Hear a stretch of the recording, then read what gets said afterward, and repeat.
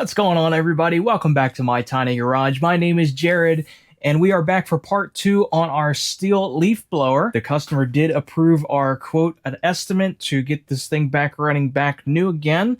So without much else to say, let's go ahead and dive in and get this thing back running again. First thing I'd like to do is get this carburetor out of here so we can get that started in the ultrasonic. So we're going to go ahead and get right into that here directly.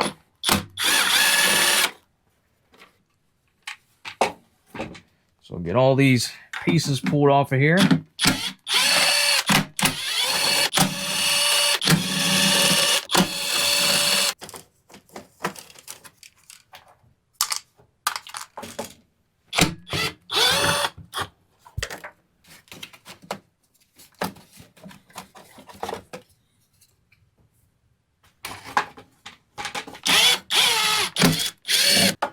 Two screws on this, and then there's 2 nuts on the inside that would actually hold the carburetor into place. Pull all this out of here, and we should be able to get right in to our carburetor.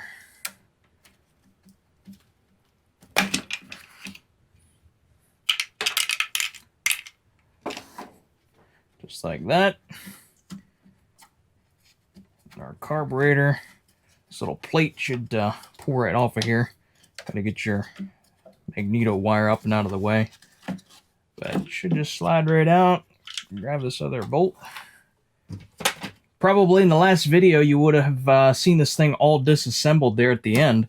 So you might be wondering, well, why in the world am I re-disassembling it? Well, it took a few days to get the parts in. So the customer needed to use the blower in the meantime. So we gave it back to him in the best shape that we could manage for the shape that it's in. So we just got it back here today, and we're ready to install some of these parts on. So that's why we are re-disassembling it, because no doubt that probably doesn't make a whole lot of sense. Pull out our throttle cable and see if we can pull off our lower fuel line without fuel going everywhere. You do have to watch out for that, because if the tank's pressurized, you'll start leaking fuel out of there.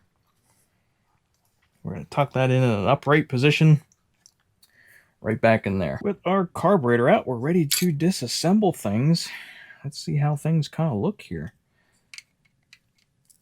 Let's go ahead and start by taking off our back plate.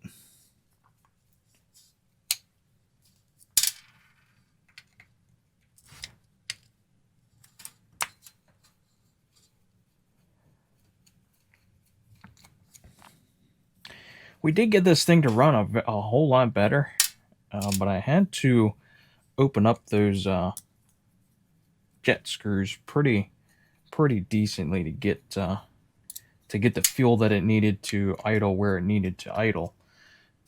So I don't think that we're going to be upset that we did this rebuild. If I had to guess, there's probably a bunch of dirt in the screen inside here, but we're about to kind of find out what's all lurking in here. Yeah, there's some dirt in there. I don't know if you can see it, but there on the tip there's dirt on the inside for sure. Our gaskets don't feel too awful bad.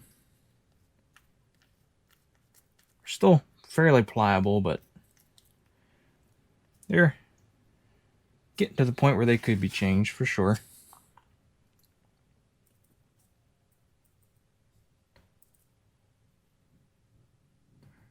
Thing looks pretty decent in there. It definitely smells like old fuel. That part I can definitely say is that it smells like old gas, which if you watched the first video and saw the type of water and dirt that came out of the fuel tank, I don't think it would surprise you at all to hear that it definitely was some nasty fuel in here.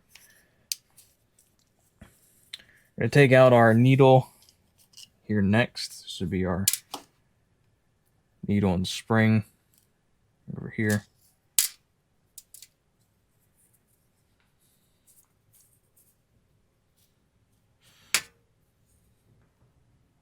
Definitely stinks like old gas. There's some hours on this. There's a little bit of a, I don't know if you can really see it. There's a little divot kind of worn. My finger on the back there. You can definitely see that it's been a few hours on this. So it's probably not a bad idea that we're taking our time to rebuild the carburetor for them. We're just going to get a bunch of this dirt off of here.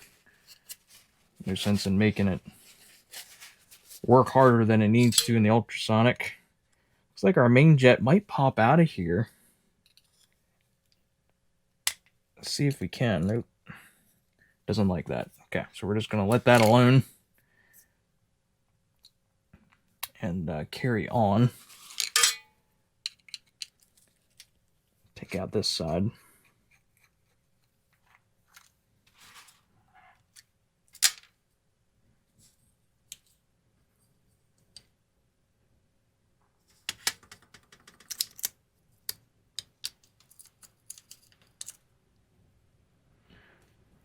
Yeah, there's some dirt in there. Again, I don't know how well you can see it, but you can see the water droplets on there. So there's definitely water in the carburetor.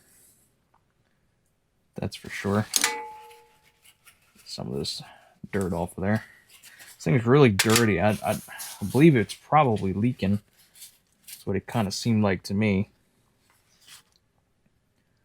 Overall, though, not truly terrible. Definitely seen worse. You can see down in there a little bit. See how those droplets are. So some water was dripping out of here with a bunch of dirt. Pull these restrictor caps off. There's one. Just kind of pop them off of there.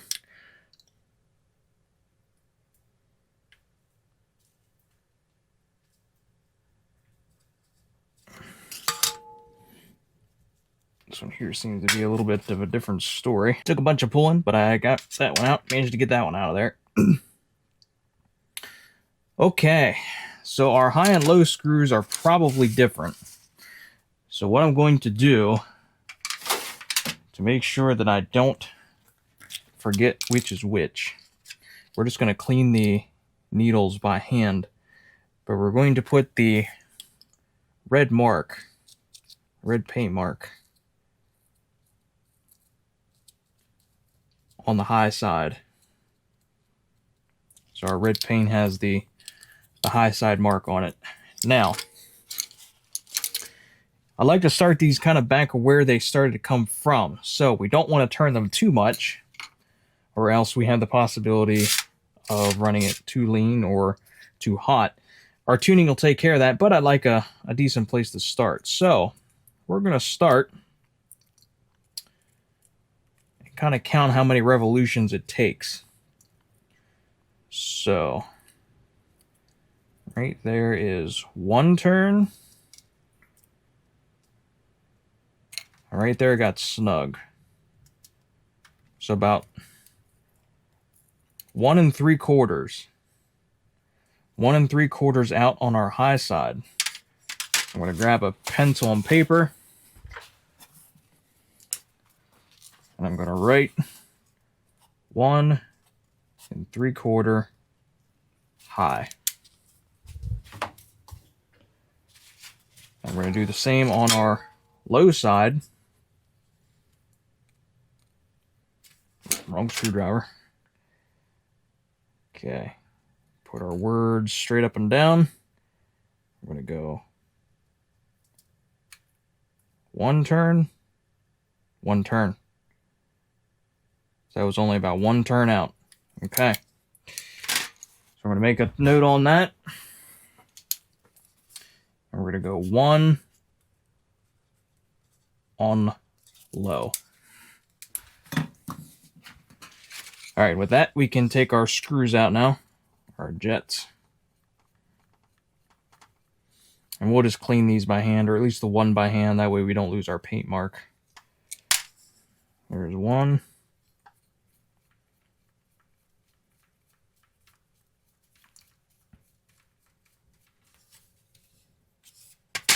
And there's two.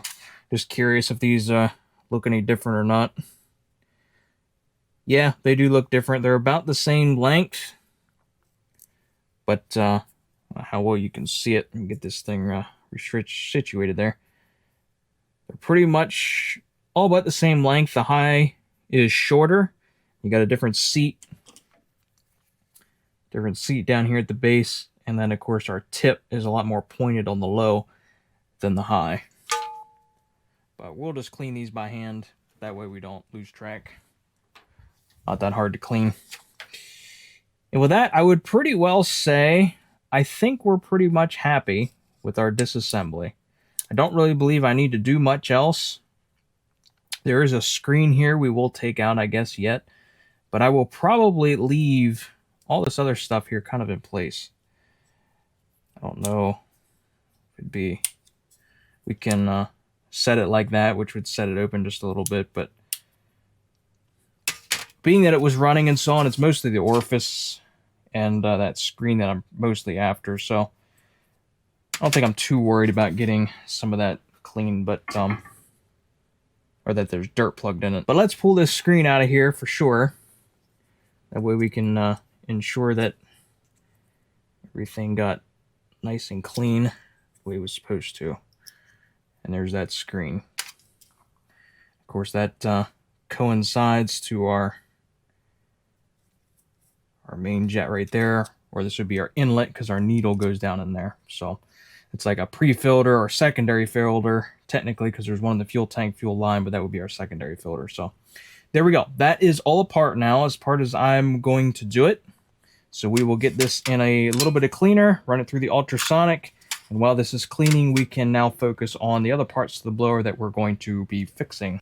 I like to use jars or containers to put my parts in. I then put my parts cleaner in here, and then I don't have to use as much parts cleaner when I fill up the main container.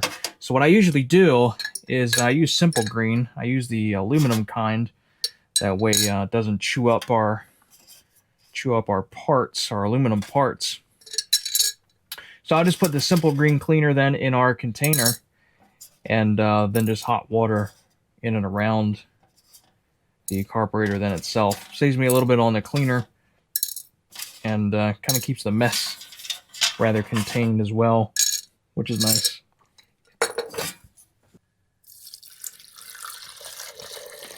I find glass works the best. It works better at transferring those radio waves and the ultrasonic through a lot better than plastic does, but plastic works just as fine. I have to use a large plastic peanut butter jar usually to fit some of the bigger carburetors in, but these little ones, glass works pretty nice. I put a little bit of Dawn soap in then as well. That helps the degreasing. So between that and the ultrasonic, I find that works pretty good.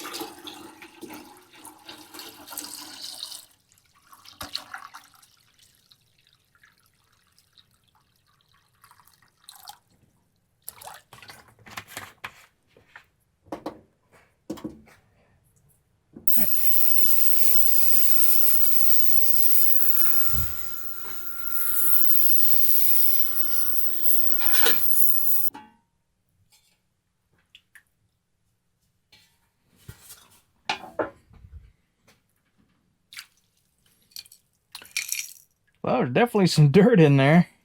It's almost a little bit dirtier than I thought it would be, but that's good to see. That's good to see. We'll go ahead and run our parts through some clean water to ensure that we get all the soap off.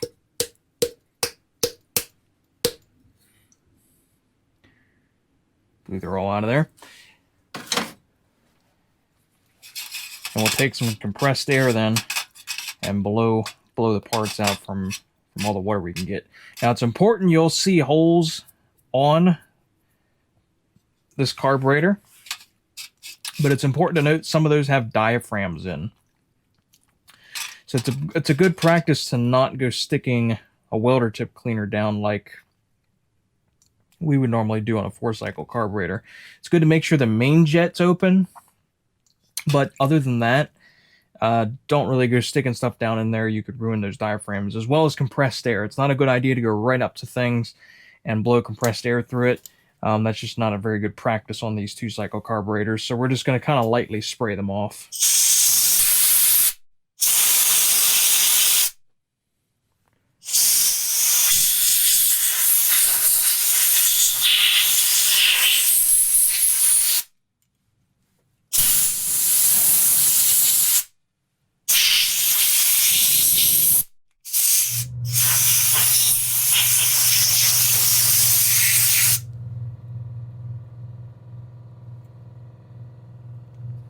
That amount right there is usually good enough. We'll let that sit out and air dry just a little bit, and then we should be good to reassemble.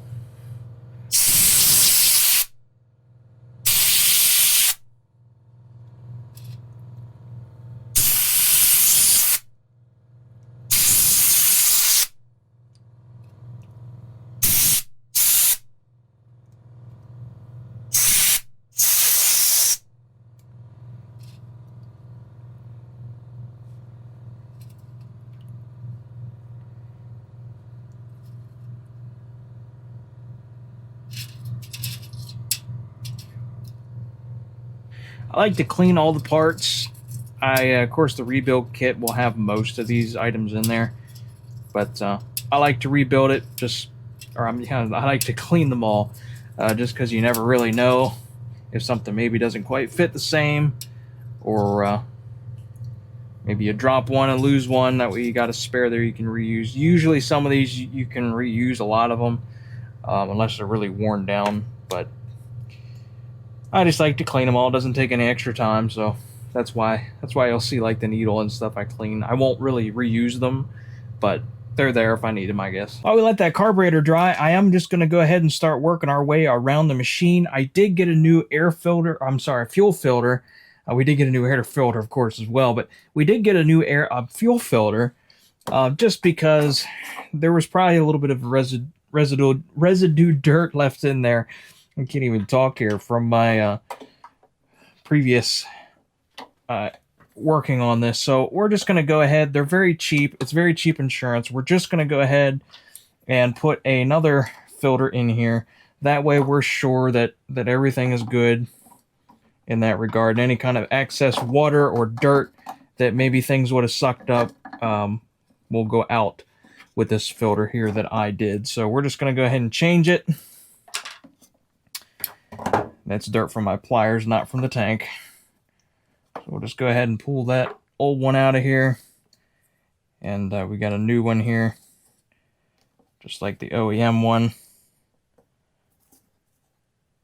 I'm just going to put that new one in its place, drop that back in the tank, and we're good to go there on the fuel filter side of things. Go ahead and hit our spark plug next on our maintenance through this machine. Get this old one pulled out of here. Get a brand new one installed for the old girl. Pretty sure she deserves it. Look at that old thing. Brand new NGK. Looks a little bit better, I would think. Looks like they're calling a gap for about 25 thousandths on this one. So let's see what we got here. We're just a little bit weak. Yep, right about there. Be about 25 thousandths right on the money. I think the actual measurement's 0.5 mil. But that roughly equates to about 25 thousandths. So happy with that. We're good there. Get that replaced in here. Wouldn't doubt that she'll be a whole lot happier with that nice new clean plug in there.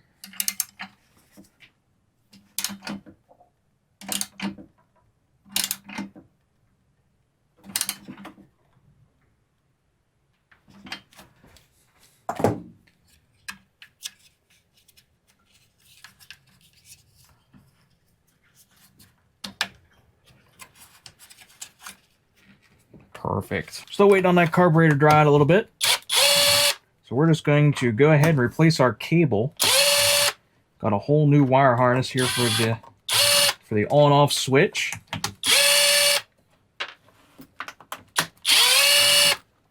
Got to kind of replace that anyway before we can put our carburetor back in. So all this should just pretty well pull out of here. Looks like our throttle cable is just going to be slotted. It just pulls right out. And our whole harness should be a little screwdriver here to pry that out with. The whole harness should just pull right up out of there like so. That's the stop mechanism right there. Seemingly shorting out on us. Something like that. Wasn't real happy. So we got a whole new harness, new cable and everything. Let's run around to the back of the machine now and get it pulled out back there. This whole cable apparatus just comes around in here. Let that hang down. Just kind of snaps in the back there. Pulls right out like so. And we got it, our wires hooked up here. Let's grab a screwdriver. Get this bolt pulled off here. This will be for our kill switch to the back of the coil or the magneto here. So we've got to take it the whole way out. Looks like it's a ringlet.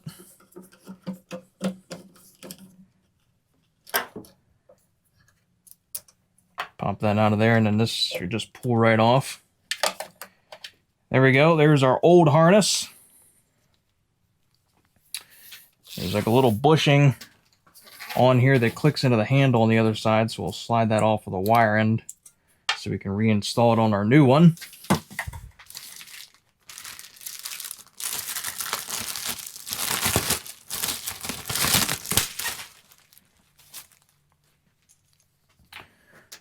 Our brand new one over here then. Make sure we get this on the correct way. So we'll slide our bushing on like before. Just kind of tucked up here so it's not flopping all over the place if you're trying to work. All right. Back around here on this side, and then we just plug in our one lead. Our second one goes through the bolt.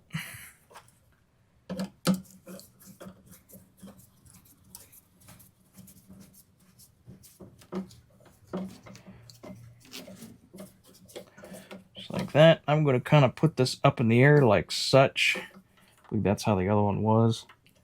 Kind of tucked up and out of the way. Down up under here, we can push our cable back into place. And we might have some final adjustment here on it. Let's see if we can't get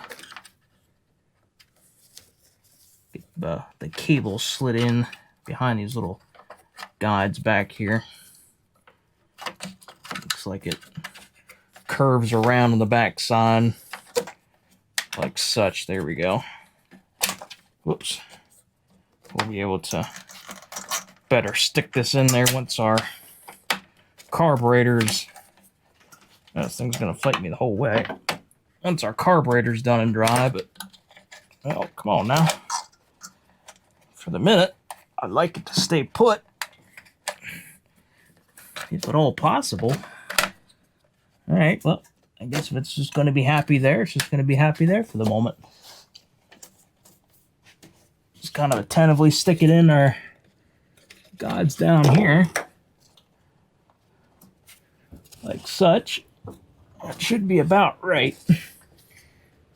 We'll just kind of let that all loose here for the time being, and let's see if we can't get our handle put back together. And I think we might be ready for our carburetor then. All right, got our other end here. Looks like they got a little protective clip on it. keep things from getting banged up. So I got to slide that little protective clip out. And this will slide right down on those 2 pins. You got to be sure that the tab doesn't get caught.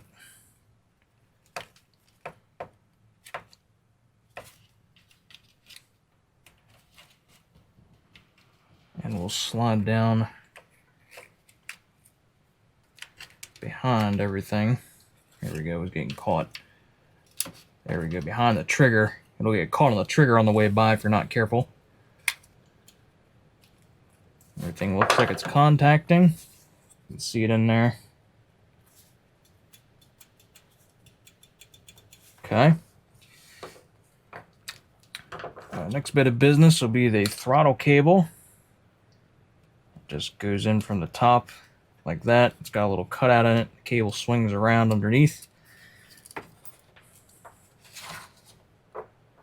And we just route our wires and cable and all this down and through. Our little ground cable comes down in here. We got our slot right here for our throttle cable. Pushes down in there like that. They gave us plenty of wire.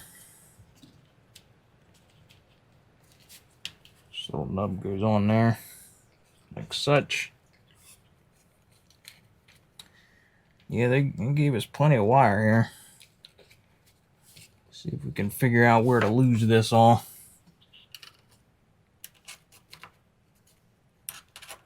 Got like a little wire groove for us. See if we can push it down into that groove.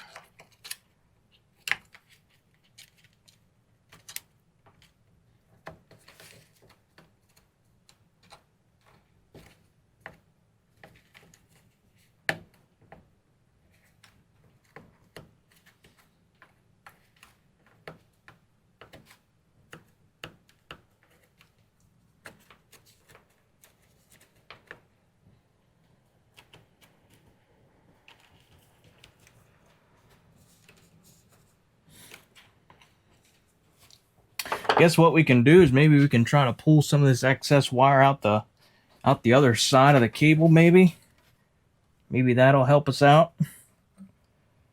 Try it. There we go. That's the trick. Pull some of that excess wire out the back side. I'm going to assume there's a little cutout over here. We just kind of move this wire gently over to the side like that. And we'll just push our other wire right in on top of it.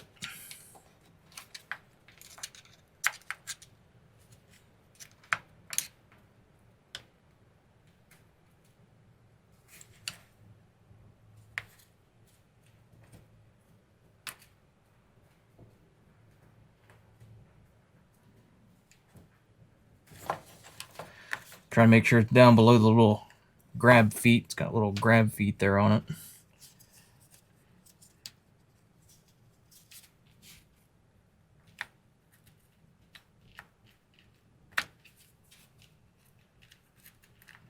To help keep things down in the groove.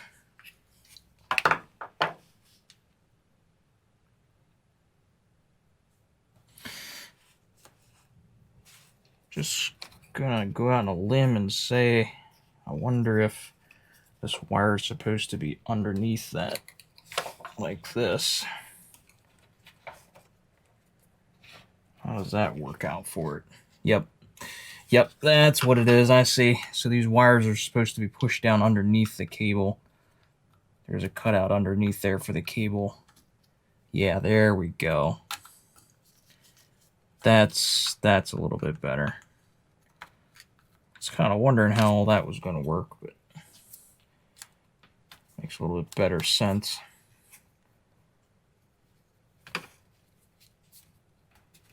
Still got plenty of wire in here, though.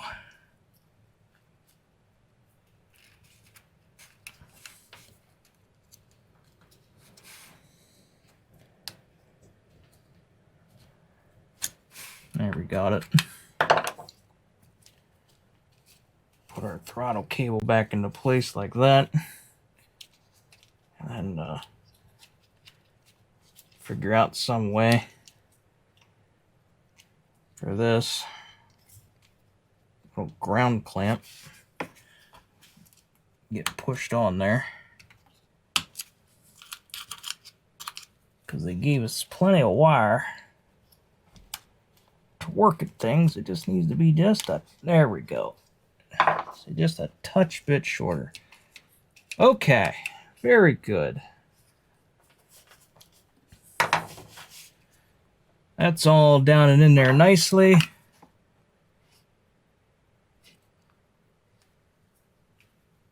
Doesn't look like that's going to be pinched on anything.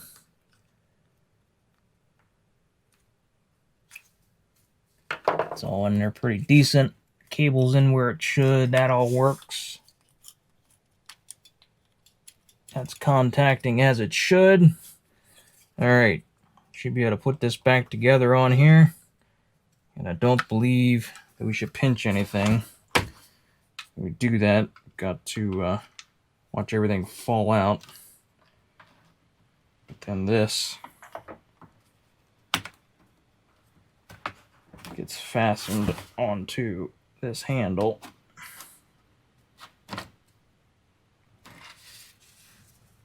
And this cable gets bent around like such.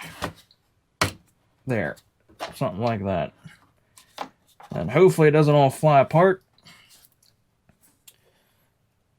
We can put our screws back in.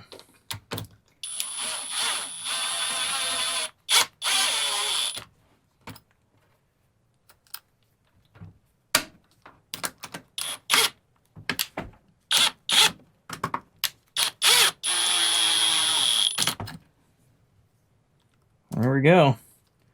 It actually went back together.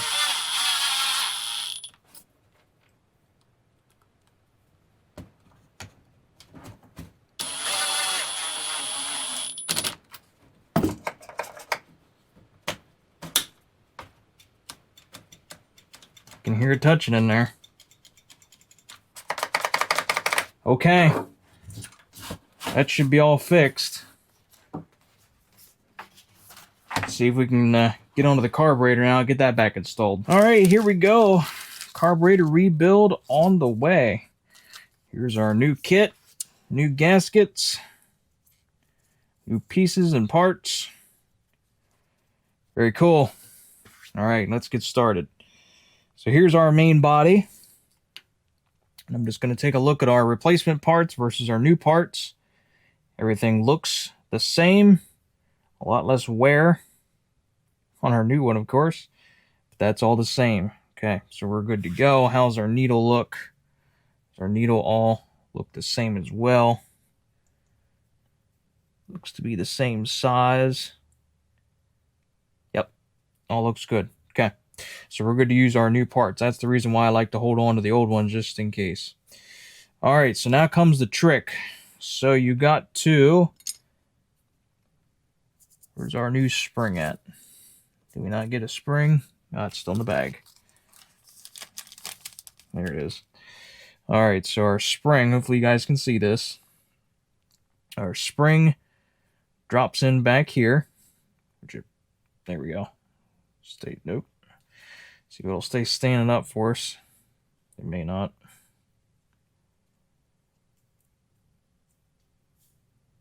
There we go. Let's do this maybe. Help hold it. Yeah, there we go. So that goes in there like that. And there's a little nub on the back of this. That holds the spring. Our fork holds the needle. And of course we got our crossbar like this. And me with my big clumsy hands has to get this all back in there. Compress, don't lose the spring like that. And get the screw started and everything.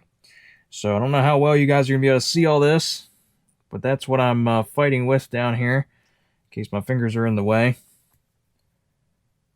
But this is the hardest part of the whole deal, really.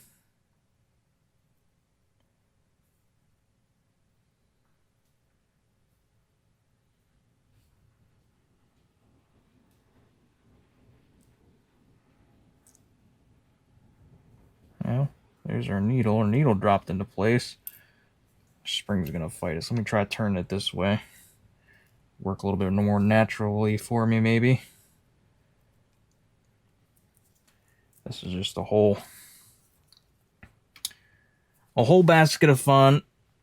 You don't find out how uncoordinated you are till you try to do something like this.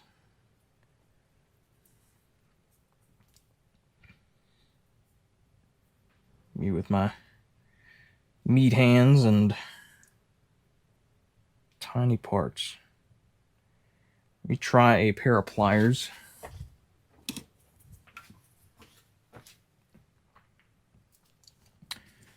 I found sometimes that's a little bit more helpful.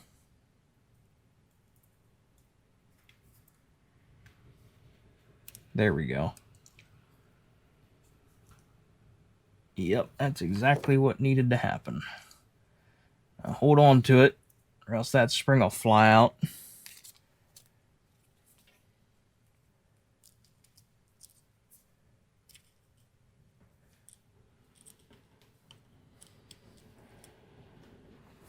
Our screw on here, and our screw just simply holds that pin down. That's all that does. There we go.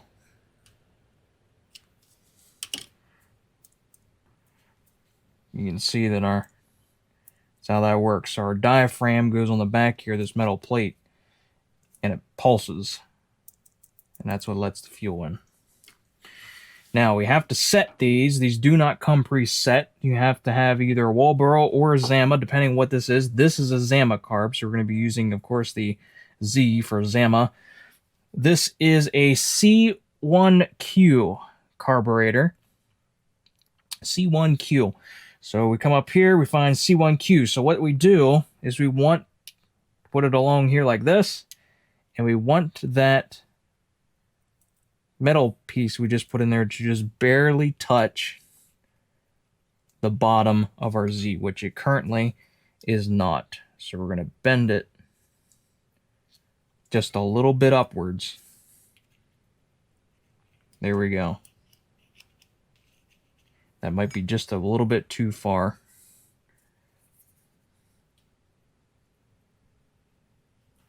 So we'll bend it back just a little bit. We just want it to barely touch. There we go. We can comfortably move it across it, just barely touching. That's adjusted correctly. They do not come pre-adjusted. You have to adjust them. So that's how you adjust a 2-cycle carburetor on that piece there. Once we get to that point, our gasket will be next. Our gasket goes in line with our slit and our hole up here, just like so. It might be easier to start it on this side. So an easy way to do this is there's a little metal nub. See, we got two sides to it. There's a little metal nub with the disc part. That goes into our carburetor. That goes inside. So it goes like this. Just like that. Then our gasket will go on top. As I make a mess. There we go. Just like that. And then all of that is completed with screws.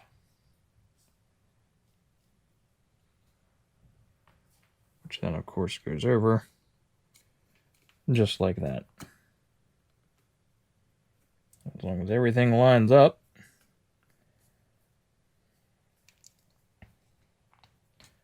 the screws should go right into place.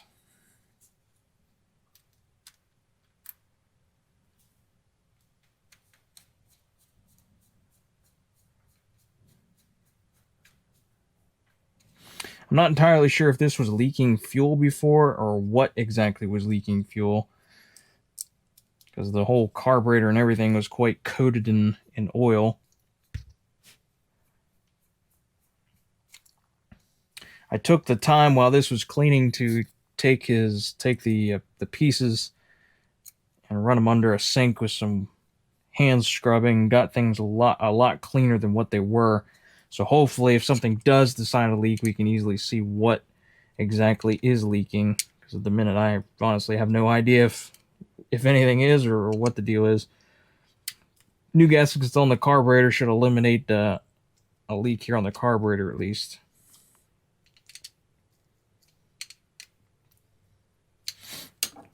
Okay, there's that side.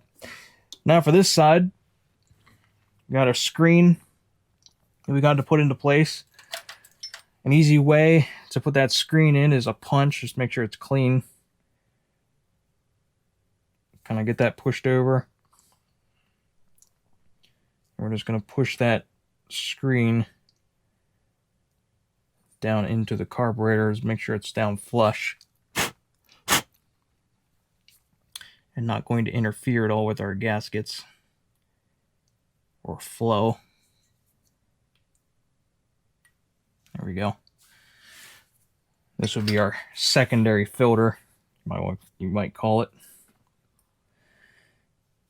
Maybe our back plate. So the same thing's going to happen here. Our gasket's going to lay down first,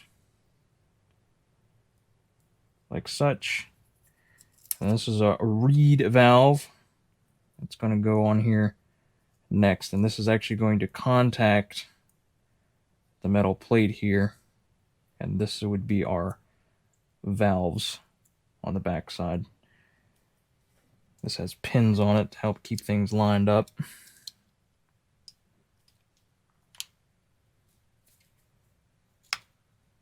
There we go. Should drop right down into place like that. Then this just has one screw down the middle.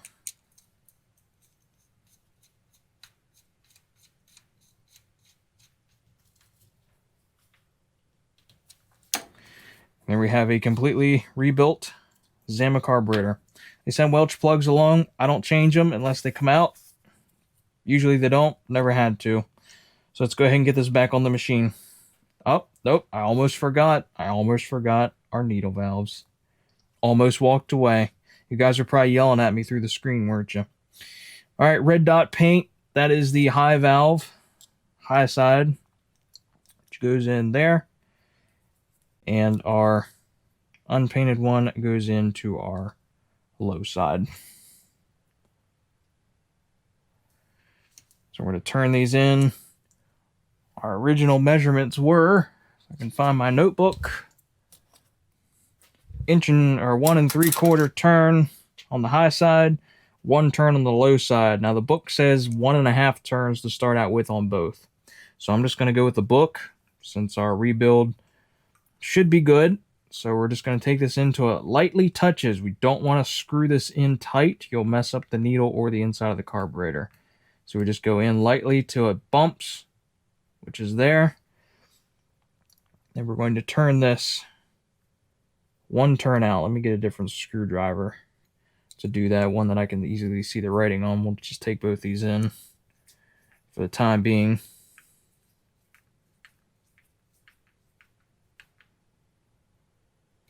Okay. And then one that I can easily see the writing on, so I know where it's at. Okay. So here we go. 1 turn and a half.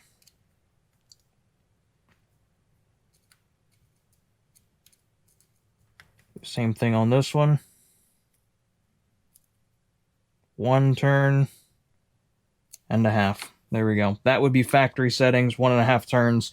And honestly, across the board, 1.5, that's usually a really good place to start if you're not sure. That is pretty well, honestly, that's about standard across all of them. So that's where we are going to start on this one. All right, let's get this back on the machine. We, of course, got all new gaskets for this. So we're going to be installing them.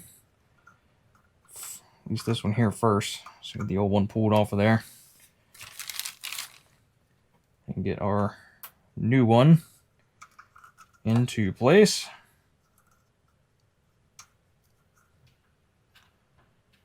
Perfect. Okay, now for our carburetor. And let's see, let's make sure we get this on here the right way. If I'm not mistaken, it would be like this. So we get our throttle cable all worked down in here, like that.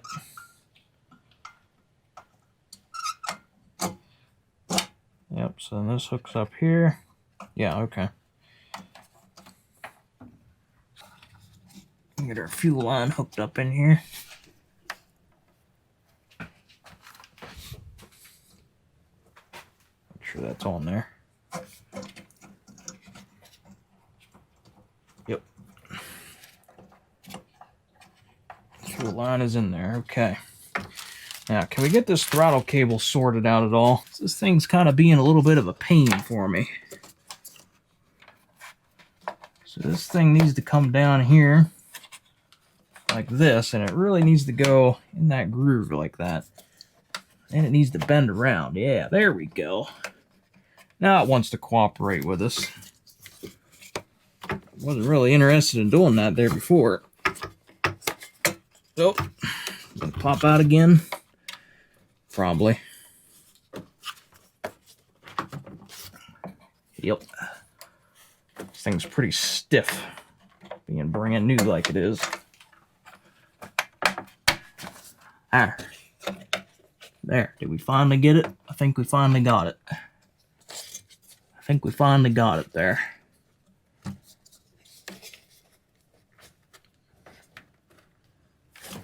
Pull the trigger. Make sure it does what it's supposed to. Yep. Perfect. Okay. Does what it's supposed to. All right. Fuel line clips into there. That clips into there. Okay.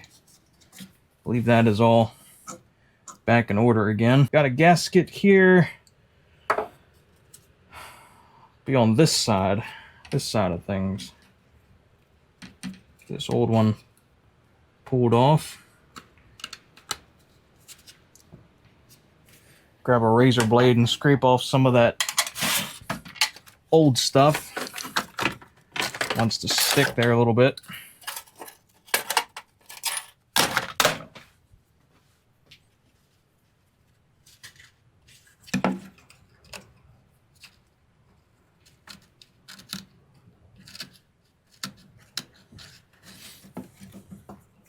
This thing isn't perfectly clean, but it is way cleaner than it was. It was pretty terrible.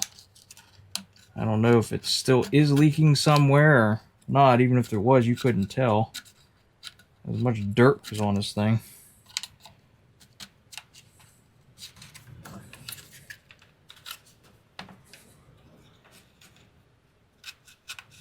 So if it is leaking, we should be able to see that now.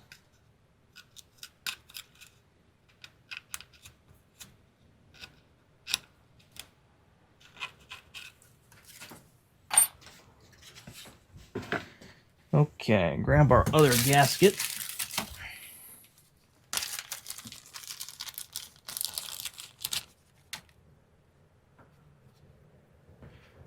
It's going to go on this side. Just like that. And from there, should be able to slide all this back into place. So the next piece in place would be this piece here. Which direction does this go? It goes this way, don't it? Yes. Yes, it does.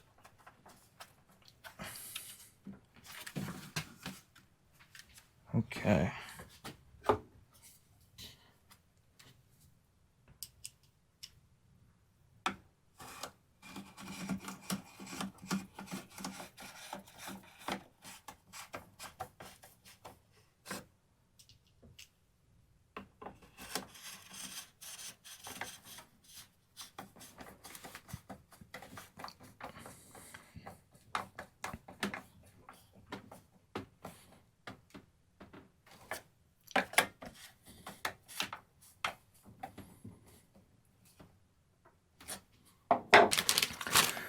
last but not least, our air filter.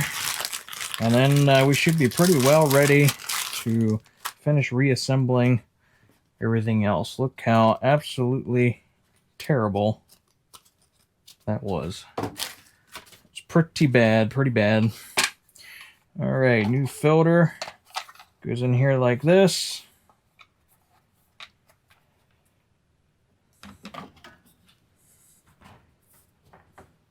And sandwiches right there on the side.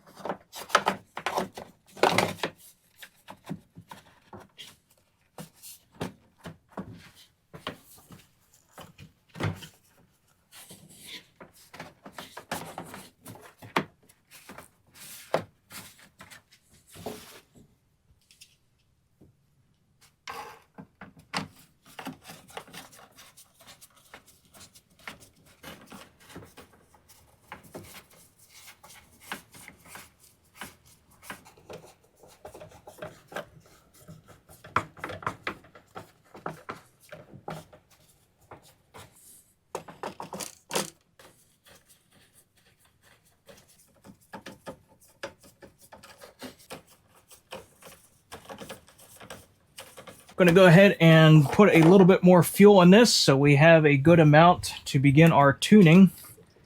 As I can see, we are a little bit low, so I'd like to make sure we got enough in there so we can do a proper tune-up on it. Let's give it about half a tank. That way we know what we're tuning with is a good fuel amount and levels. I think we're pretty much ready to put a tune on this thing. So our idle speed is supposed to be 3,000 RPM, and our high-end speed is supposed to be no more than 7,000. So let's get our electronic RPM gauge on here, and we're going to want to let this get warm a little bit before we start tuning on it. But let's see if we can't get this thing set. Let's see if it'll start up or not.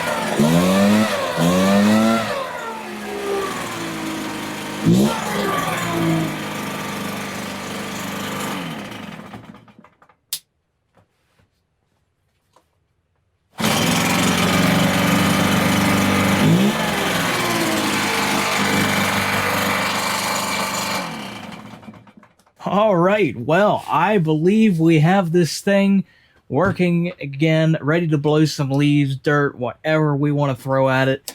I believe it is all ready to hit the trail again. Our switch works. It's tuned really well. Everything's serviced. It runs great.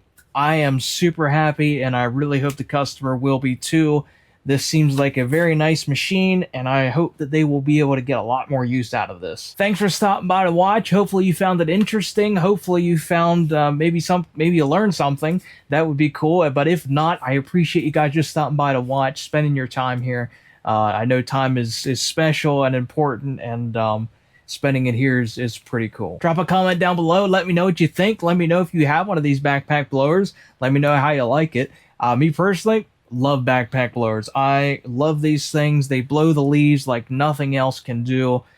Handhelds are great, but these are the real workhorses right here. Hit that like button if you liked the video. It doesn't cost you guys a thing. It does help out the channel quite a bit. Of course, if you're not subscribed and you want to see more of this kind of content, we have plenty more coming up, so make sure you are subscribed so you don't miss any of that. With that, I'm off to get the invoice done for the customer so they can come pick it up. I will see you in the next video.